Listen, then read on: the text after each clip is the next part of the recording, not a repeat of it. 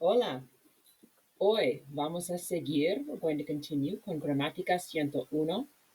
La segunda parte tiene que ver con, has to do with, los pronombres de sujeto or subject pronouns y los verbos, verbs. So, last video we were dealing much more with nouns, articles, adjectives. Here we're dealing more with different parts of a sentence as opposed to parts of speech. And we're going to work a little bit with conjugating verbs, mainly regular verbs, in the present tense and Español. So once again, we're back to early Spanish in terms of hoping to get you to remember some things, ask questions as needed, and to be ready to move forward. Okay, so let's roll. First things first, what do we need to make a sentence, okay? So there are three basic parts of a sentence, and you really only need the first two parts to have a sentence. We'll be dealing with objects later on, in more detail, object pronouns, and later on in more detail, hopefully this semester. So hopefully like around November, December, okay? But for the time being, right now, we're really focusing on the subject, the person, animal, or thing that does the action, or el sujeto, el verbo, the verb, which is the action. And you should know for future reference, and in case it gets asked or in case you have questions, at this point in time, what el objeto, or the object of a sentence is, the person, animal, or thing that receives the action. So for the sake of example, if you want to write down, I do the homework. In that sentence, I is the subject, do is the verb, and the homework is what is being done. So what receives the action, okay? But right now, like I said, we're really focusing on the subject and the verb, and you need to know what the object is really for future reference at this point in time, okay? So right now what we're doing is we're dealing with los pronombres de sujeto or subject pronouns. And what these do is they replace the nouns that are the subject of a sentence, okay? So a subject pronoun, once again, replaces the noun that's a subject of a sentence. That's what it is. So why do we use subject pronouns? In order to help us figure this out, what you need to do here is listen to and read the short paragraph that is on this slide. And as you're listening and reading, think about what word is repeated again and again and again. And how could using subject pronouns help us to eliminate some of this repetition? And write that down in your answer under why do we use them. This is kind of up to your interpretation of it based on what you hear and what you see. And feel free to call me over if and when you have questions, okay? So we have Martha woke up at 6 o'clock. Then Martha got dressed, ate breakfast, and went to school. When Martha got to school, Martha got her books and went to homeroom. Martha had 5 classes that day. After school, Martha went home and did homework. So once again, take a minute, think about why would we use potentially another word here to replace something that is repeated ad nauseum, non-stop. What we're going to do here is get to the subject pronouns as well. And, you've got the English written down in your packet. We are going to go over these. We are going to mention the accents and why it matters a little bit as we go through this. It's up to you if you want to jot that down or not, if you find it helpful. The way to say I is yo. The way to say you informal, so talking to friends, family, etc., okay, is tu with an accent. You may want to be aware that tu without an accent means your.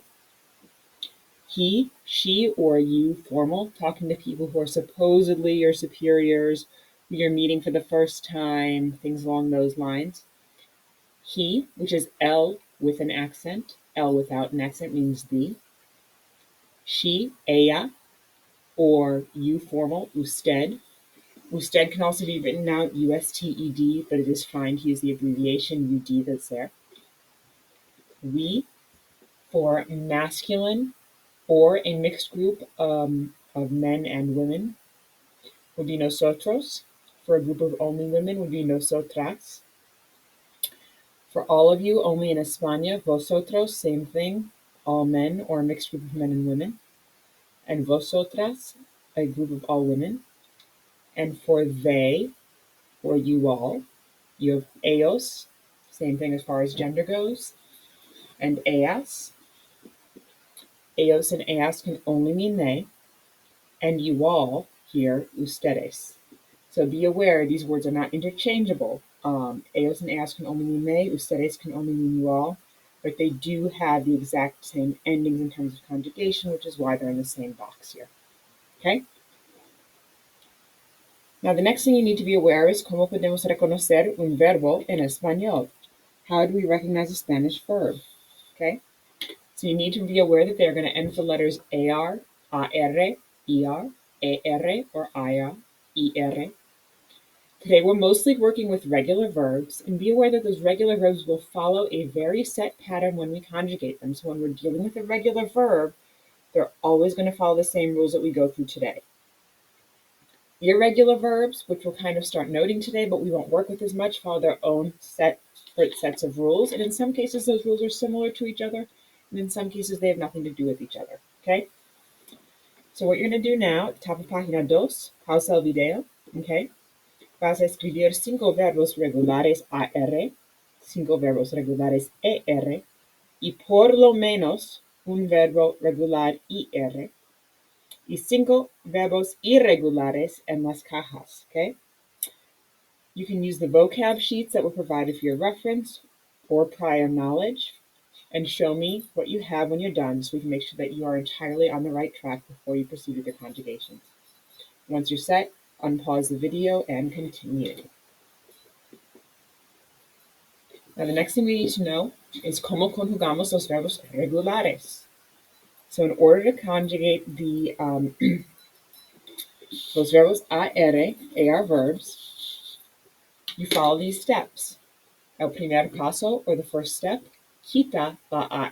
So you're going to get rid of the AR, it goes away. If you're someone who's very visual, you may want to write out the infinitive or the unconjugated regular form and X out that AR before you get started. And afterwards, añade las terminaciones, add the endings. O for the yo form, as for the tu form, a for the el usted form, amos for the nosotros form, ais for the vosotros form, and an for the ellos ustedes form.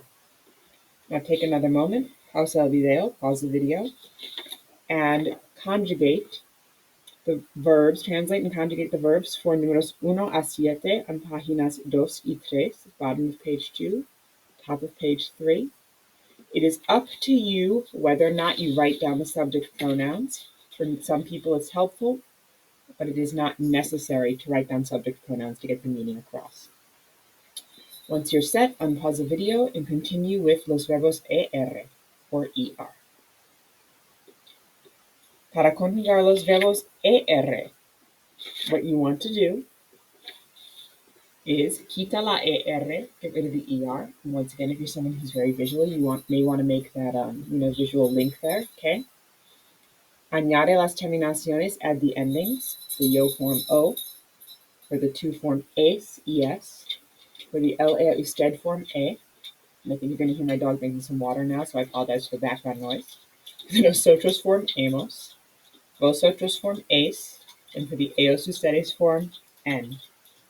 Una vez más, once again, pausa el video, okay, and write the appropriate translations with the appropriate conjugations, números 1 a 7, towards the bottom of página 3.